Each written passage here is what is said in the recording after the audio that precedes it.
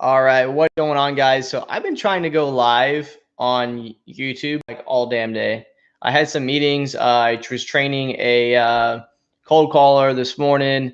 But yeah, I've been trying to go live pretty much all day, whether it be with the YouTube app or whatever it is. It's been a pain, but finally, finally I got it working. I don't know. YouTube changed up the way they go live or anything. So if you hop in here while this is live, feel free to go ahead and drop your name in the comments so I can see if it's working. If you can see me okay, let me know. And let's kind of get to kind of the topic as people kind of trickle in here. What's going on, guys? What I wanted to do. Hey, what's up, Javon? How's it going, man? Put your markets in here too. Let me know where you're at. Let me know what you do in real estate, whether it be wholesaling, if you're new, so I can best kind of talk to you guys. What's up, Phil? What's going on, man? What's kicking? Good to see you, man. What's been going on with me? First of all, to update YouTube because I haven't done a YouTube video itself in a while. I think we broke 500 subscribers, which is super awesome. I appreciate that. Everyone loves the list source video. I think we got like 1,500 views on that or something. So apparently list source is something people were YouTubing or something. I don't know. It's definitely not me. It's just Pinellas County, man, in Florida. But at any rate, I've been super busy building the other companies out. Working on a lot of different stuff, working on stuff at the house here. So I haven't been putting as much towards YouTube as I should. Yo, North Dakota, where you at, Jacob? In North Dakota, I was in North Dakota for a while, man. Up there in Minot, where you at? But yeah, so I've been working on quite a bit of stuff with REI Sift, with my real estate investment company, obviously the wholesaling. Oh, Grand Forks, for real. Are you stationed over there, or are you just over there in general, man? Or are you going to North Dakota State? I think that's where uni's at over there, huh? But what was I saying? So yeah, so basically, awesome, man, awesome. I was over there in Minot. I was an ammo guy. But cool. So yeah, so a lot going on, making a lot of different moves. I will say, if for right off the bat, if you're on here, you watch this later, head over to Facebook and type in no excuses real estate investing, or in the description below. It's a Facebook group I started. So trying to build that up. So appreciate if you guys head over there and apply. Let them, there's lots of people in there that are doing a lot of deals. A lot of people that I know that do a lot of flips. I invited them in first so that they can answer questions and help out with any questions in terms of really real estate investing as a whole. So anyway, the topic that we're going to talk about a little bit, just because I didn't want to just come on here and say, hey, go join this group, although that is the primary intent of this video. But I also want to provide value.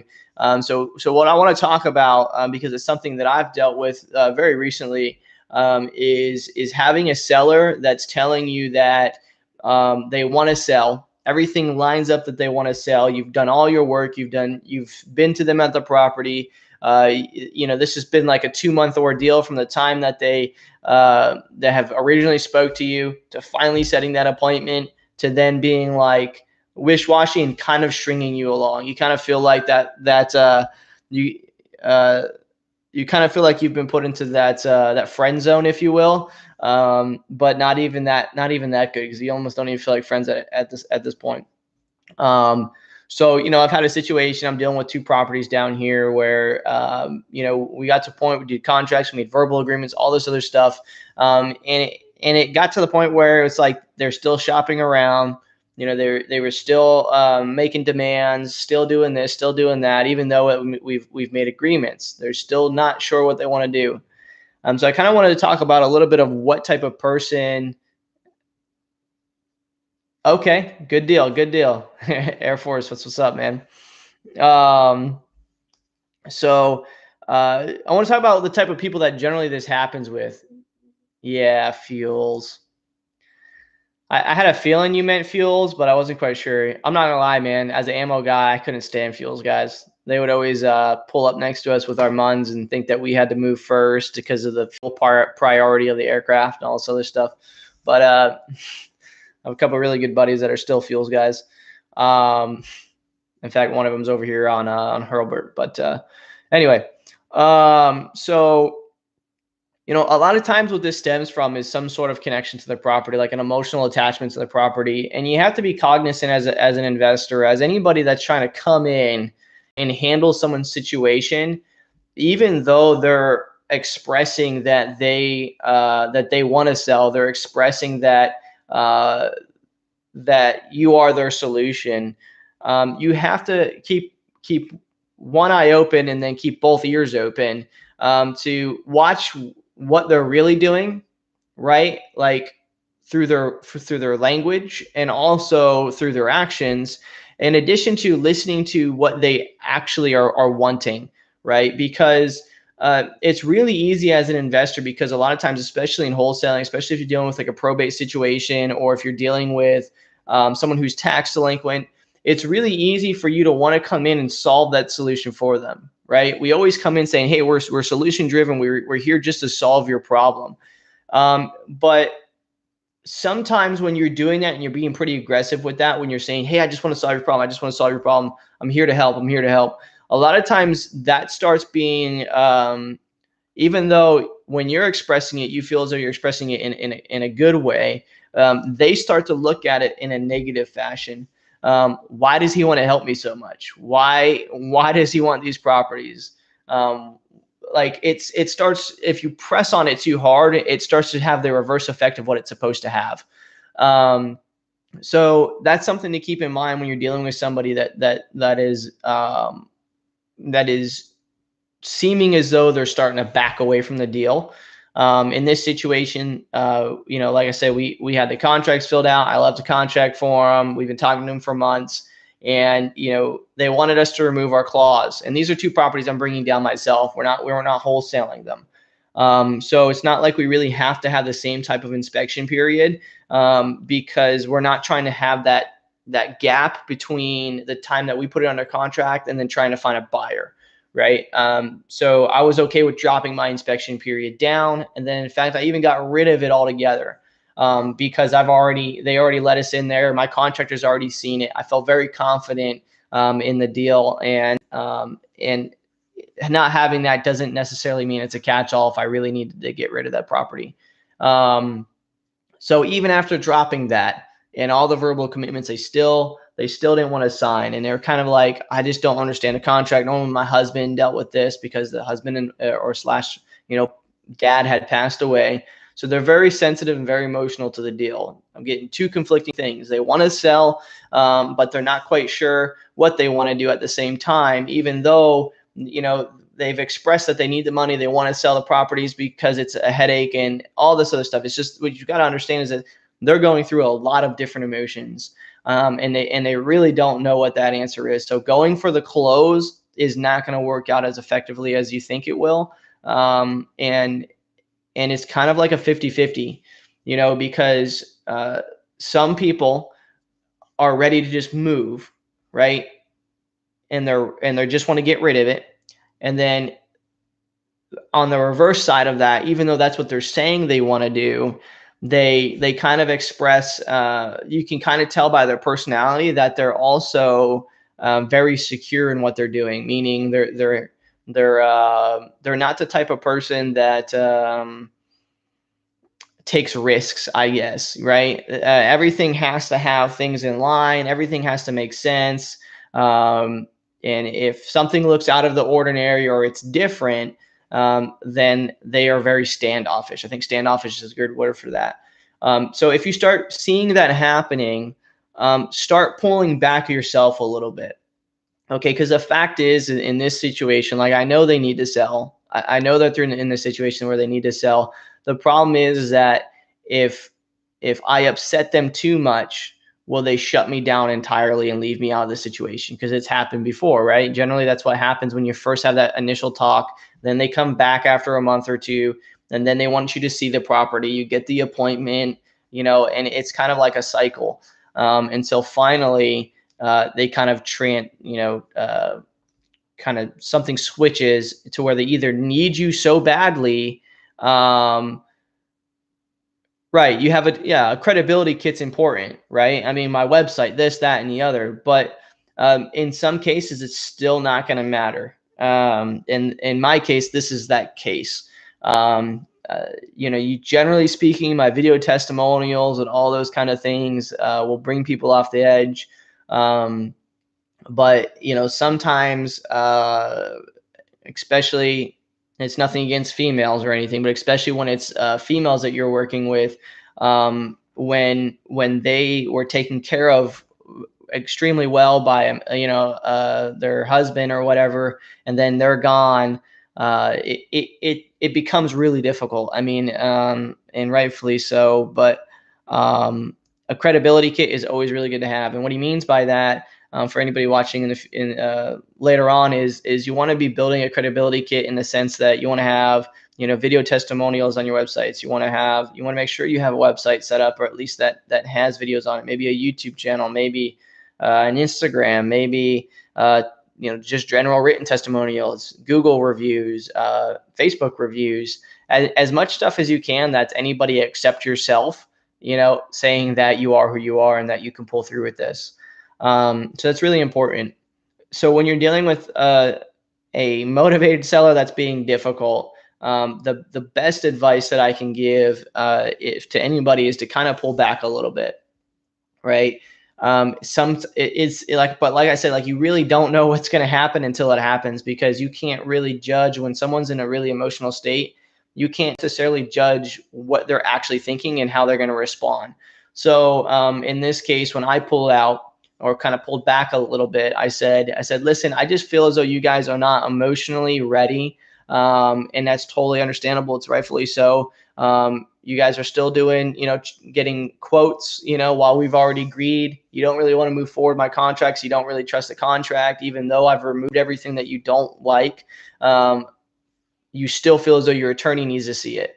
And that's totally fine. Your attorney can see it. What I need to know at this point is are you guys going to be ready to move forward with this transaction or not? Because I do have, in this case, $215,000 held up to close on these properties. And handwritten testimony is pretty good. I think I hear my daughter coming. Maybe. I think she's hiding around a corner. So in that case, when I said about backing out, right, or pulling back my money, they got pretty upset, right? Which they have no reason to, because they don't want to close. What is my money being backed out? How can you expect me to hold up 215 grand if you're telling me that you're shopping around and you don't know what you want to do? And that could happen. Hey, baby, they could totally back out. Yeah, right. They could totally back out, and that's fine. What you got to understand is that when they're ready to sell, they'll come back to you. And if they come back to you, then you need to be ready to take action, right? In this case, I have buyers lined up already. So one of them we're closing and bringing down ourselves, and the other one we are going to do a wholesale on. So the private money and all that stuff's already ready. Everything is good to go and was ready to move, right? So sometimes irony happens where they're really skeptical about you pulling through with a deal, but then at the same time, they're not fully committing to you. And that's a pretty rough thing to deal with. It's pretty difficult because you're ready and you're ready. You've already proven everything everything that's needed to prove, but they're not meeting you the other half of the way. And it's nothing but time and potentially I mean, it just depends on the seller, but you're going to have to play it by ear. In this case, I mean, I even bought their kid, a birthday present. His birthday ended up happening. And I was like, well, he loves NASCAR, so I want to go get him a gift, not because of the deal or anything, but because he did just lose someone in his family. And he was a really cool kid. So got him that, and that brightened up his day or whatever. And you build rapport. But I think one of the biggest things that you need to take away from it, and this is when you're dealing with any seller, is that it's not really about what you really want. Like, I really, really want that Airbnb. like I really want it. But it's difficult when you want something so bad and you want to solve a solution and help somebody out. um, you can't, you got to kind of pull back from those emotions and really try and focus on what do they need. And it's nothing that anybody will ever really get used to doing, right? I mean, I don't really care how seasoned an investor you are or a salesman.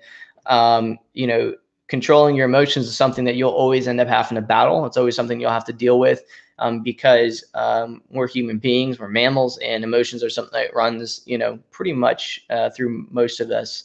I'd say there's a select few of people in humanity that have probably zero emotions whatsoever, but it's something that's pretty rough to deal with. So to kind of focus in on that topic of dealing with wish-washy sellers is to just listen, open up your ears, don't talk. Yeah, just listen and don't talk and figure out what is really going on here. What are they doing? Listen to what's going on in the house, right? When you go to walk out the house and as you're shutting the door, you hear, don't forget to call the roofer. You know, that's a clear sign that these people aren't committed to you, right? That's a clear sign that these people are trying to figure out another solution other than yourself. And that can come from a couple of different things. It could be either because you didn't give enough credibility, or it could be because they're really trying to seek out a way to truly get as much money out of these properties as they can, because they're in a situation where this money is very important to them. In this case, that's what I feel this is money is really important to them. They really want to get as much money as they can out of them because, you know, this is all I got. They don't got jobs. The husband slash dad was the breadwinner, and now he's sadly, you know, passed away. So, you got to be really mindful of their emotions, get your emotions out of it. If you need to think about more and you're not really good at doing those types of things, I strongly, strongly recommend a series called the Go Giver series. You can kind of see, just kind of zooming. Where are they at over there? All my glasses on, but there's a green one, I think right there. That's Go Giver Seller. There's another one over here on my left. And the Go Giver series, a really good audible book and written book. Read that, and then couple that with Go Unfuck Yourself. That's a really good book to follow up with those, because it gives you that mindset of thinking about empathy, you know, having empathy, listening to people, being a better leader by listening and understanding what people truly need and desire. And then coupling that with the kind of rough edges of Mr. I think Bishop's his last name, that wrote that book. I can't remember his first name. John, maybe? Gary? I don't remember.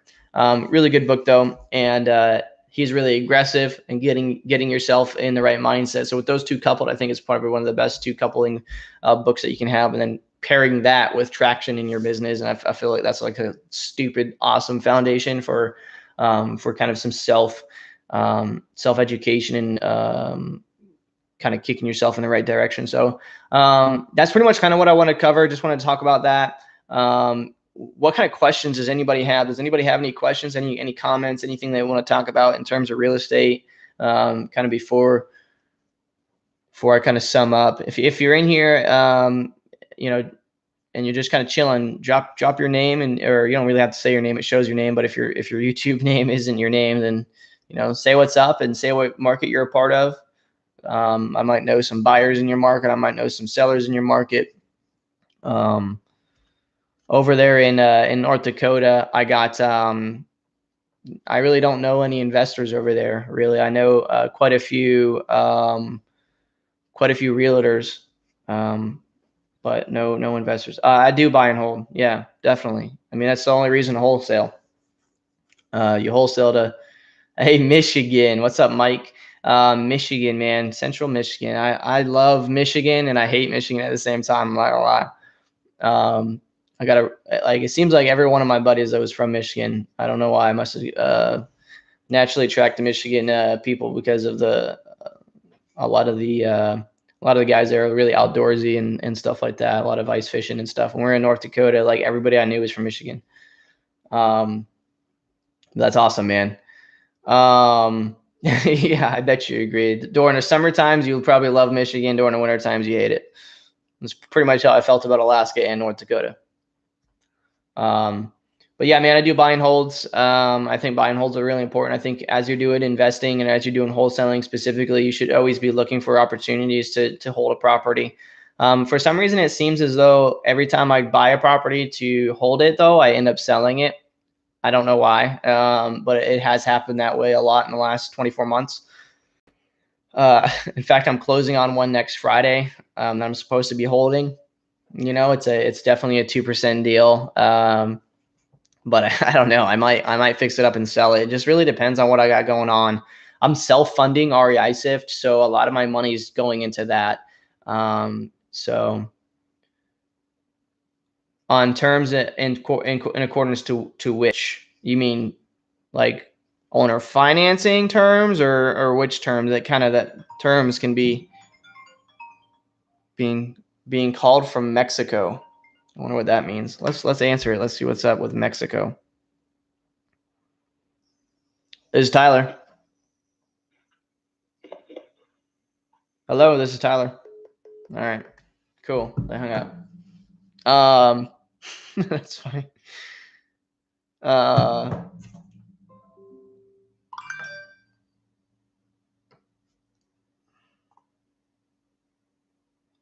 Sorry, checking Instagram. So anything but an all cash buyout. Yeah, man. So I definitely subject to's, owner financings. The only thing I don't think I've actually done yet is probably, unless you consider, I don't really consider a sub to a mortgage wrap, but I don't think I've done any mortgage wraps. Unless you also consider like a owner finance deal wrapped in like a lease option. That's kind of like a wrap. But not really. If you're talking about like an actual mortgage wrapped inside of an actual mortgage, I haven't done anything like that. However, terms I have worked with, both from the buying and selling perspective, I've done terms.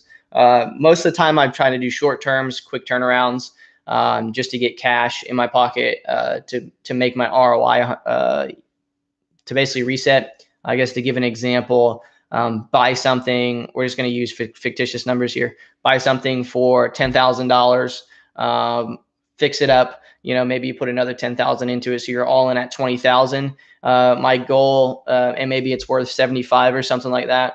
My goal would be to try and bring that under, and through either owner financing, maybe I owner finance it and put the 10 cash forward to fix it up, and then rent it to somebody, or do a rent to own or a lease option for 10 grand buy-in. That way I get all my cash invested, and now I only have maybe let's just say a $200 owner finance deal, but I'm also renting it out, receive my 10 grand for fixing it up, and then renting it out for maybe, $650 a month would be a good average there. So yeah, in fact, the one we're closing on next week is not an owner finance deal. It's a cash deal, but I'm going to have no money invested because we're using private money on a 24-month term. And then we're going to use the private money that we have the difference of what we're buying it for to go ahead and fix it up. And then I'm going to either go ahead and sell it or do a rent to own option on it. God, my beard just touched my nose. Like my mustache touched my nose, and it's like super itchy now. Yeah. Yeah, man, you can't beat that. If you can figure out how you can work a deal to have you to where you have no money in it and there's enough equity. The biggest thing on that is that you want to make sure that you're always in a position where there's enough equity in there, so that if you have to sell it to pay off that note that you have with either the owner financing or a private lender, you want to make sure that there's enough equity in there to where you can fire sale and get rid of that property in case you need to, or take the risk in case you don't have like a cash account ready for things like that. But yeah, that's kind of my opinion on that. But yeah, let's see here.